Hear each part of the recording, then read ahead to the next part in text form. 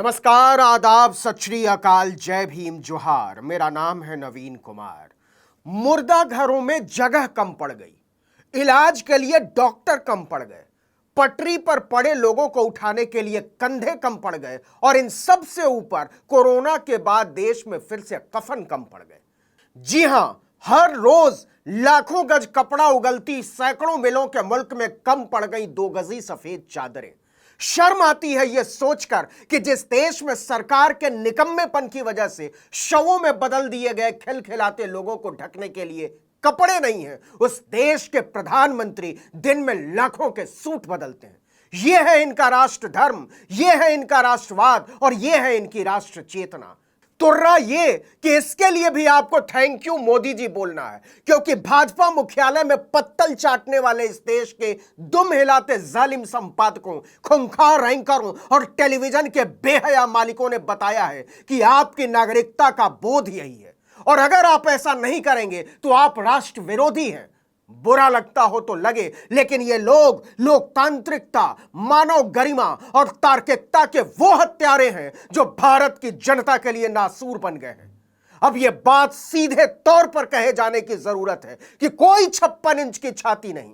नरेंद्र मोदी इस देश के इतिहास के सबसे निकम्मे, सबसे कायर और सबसे गैर जवाबदेह प्रधानमंत्री हैं। ऐसा आत्ममुग्ध, आलसी और हवाबाज प्रधानमंत्री भारतीय लोकतंत्र को कभी नहीं मिला, जिसे अपना गाल बजाने, अपनी तस्वीरें खिंचवाने और अपने विरोधियों से बदला लेने के नफरती अभियान के अलावा कुछ नहीं सूझता है।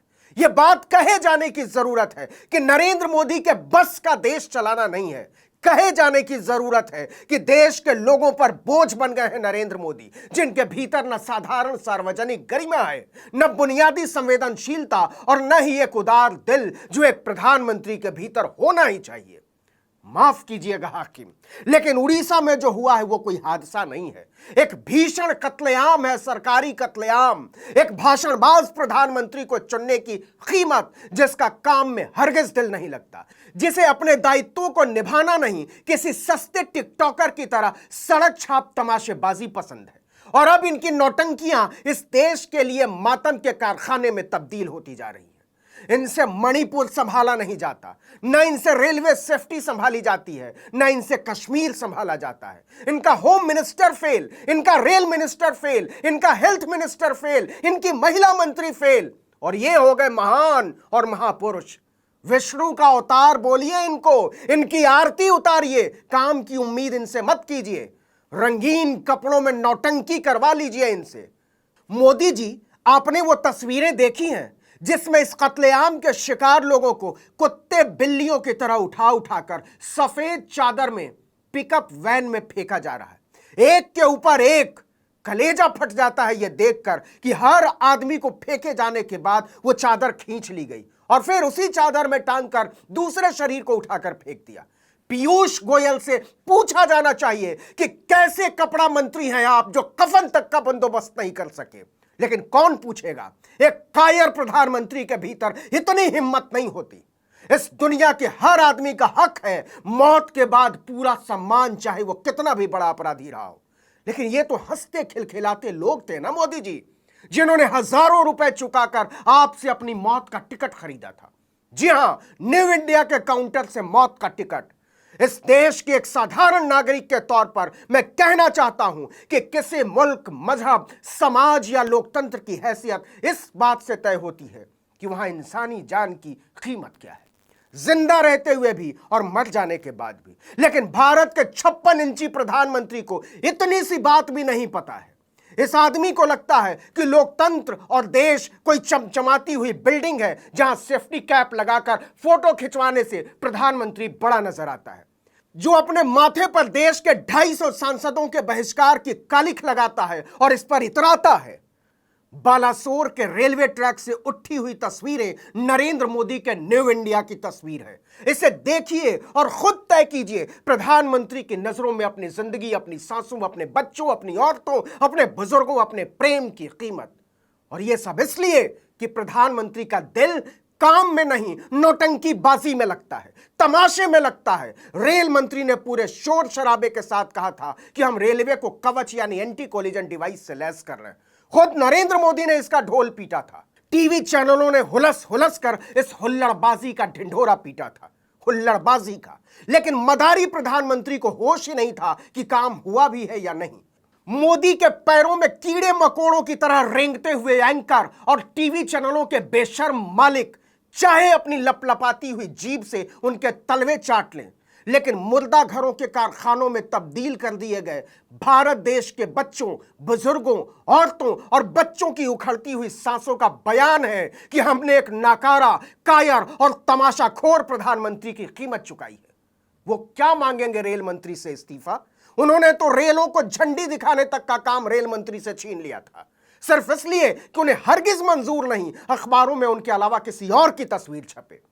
उनका बूता चले तो इस देश के सुलभ शौचालयों पर भी अपने अलावा किसी के नाम का पत्थर न लगने दें। हद तो यह है कि बेशर्म और लिजलिजे एंकरों की टोलियां अश्विनी वैष्णव को हीरो साबित करने में जुट गई हैं। एक ऐसे ही एंकर ने पटरी पर बैठी उनकी तस्वीर को ट्वीट करते हुए लिखा कि इस फोटो में देश के रेल मंत्री अश्विनी वैष्णव हैं जो ग्राउंड जीरो पर डटे रहे और इसे काम के प्रति निष्ठा कहते हैं। निष्ठा माई फुट। चलते फिरते, हंसते खिलखिलाते बच्चों, बुजुर्गों और नौजवानों को मुर्दा में बदल देने के लिए जिम्मेदार आदमी को निष्ठावान कहने के लिए हद दर्जे की नीचता और ढिठाई चाहिए। आपकी जमात भी उन बच्चों की अपराधी है जिनकी ड्राइंग बुक और रंगीन पेंसिलें रेलवे पटरियों पर सिसकती हुई मिली हैं। ये किताबें बोलती हैं कि तुम्हारी तरह के नीच और बेहया लोग ये सब इसलिए बोल पाते हैं कि रेलवे की पटरी पर कफन के लिए तरसती देहों में कोई तुम्हारा बच्चा, कोई तुम्हारा पिता, कोई तुम्हारी मां, कोई तुम्हारा भाई, कोई तुम्हारा पति, कोई तुम्हारा प्रेमी या कोई दोस्त नहीं था। अगर पटरी पर कटे हुए टुकड़ों में बदल दिए गए बच्चों और औरतों के हक में कुछ नहीं बोल सकते तो बंद रखो अपनी गंदी जुबानें। क्या बात करेंगे मोदी? एक सांसद जिस पर आरोप है कि वो मादरे हिंद की नाज बेटियों की छाती छूता था, उनके कमर के नीचे हाथ ले जाता था, अपने कमरे में बुलाता था, वो भी नरेंद्र मोदी को बहुत प्यारा है। वो नई संसद के सामने फोटो खिंचवाता है और बेटियों को बाल पकड़कर घसीटा जाता है। जिस प्रधानमंत्री की इतने घिनौने लोगों को भी अपने आसपास से हटाने की हिम्मत नहीं, वो गला फाड़े कि उसका सीना 56 इंच का है और ये मोदी है किसी को छोड़ता नहीं है, वो बहुत बड़ा नौटंकीबाज और मदारी तो हो सकता है, लोकतंत्र की मर्यादा का प्रहरी नहीं। तब भी टीवी चैनल चौराहों पर पान खाकर थूकते लंपटों की तरह बचाव में उतरे हुए हैं। याद कीजिए, आज तक का एक एंकर मोरबी के कत्लेआम के बाद पूरी गुंडागर्दी और बेशर्मी के साथ चिल्ला रहा था कि इसके लिए जनता खुद जिम्मेदार है और उसके संपादकों, मालिकों की इसमें पूरी रजामंदी है।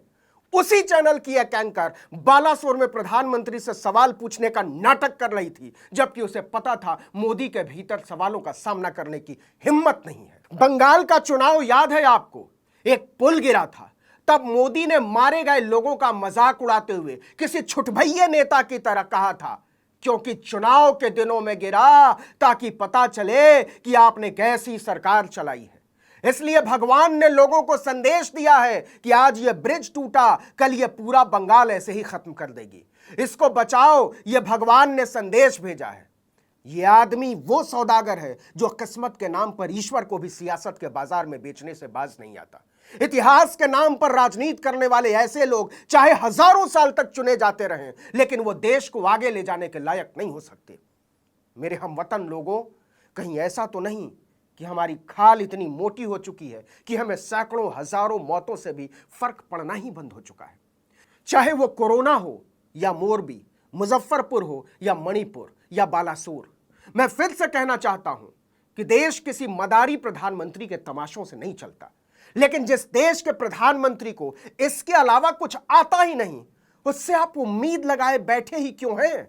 बालासोर के रेलवे ट्रैक पर रेशा रेशा हुई प्रेम कविताएं, पिता को भेजी बच्चों की तस्वीरें, महबूब को लिखे खत, प्रेमिकाओं को भेजे गए संदेश, बुजुर्ग पिता को दिया गया ये वादा कि बस पहुंचने ही वाले हैं, पूछते हैं नफरत, कुंठा और आत्मुग्धता के कीचड़ में सने प्रधानमंत्री से आप प्रेम करना कब सीखेंगे? आप प्रेम करना कब सीखेंगे? आप प्रेम करना कब सीखेंगे? इस वीडियो में इतना ही। नमस्कार।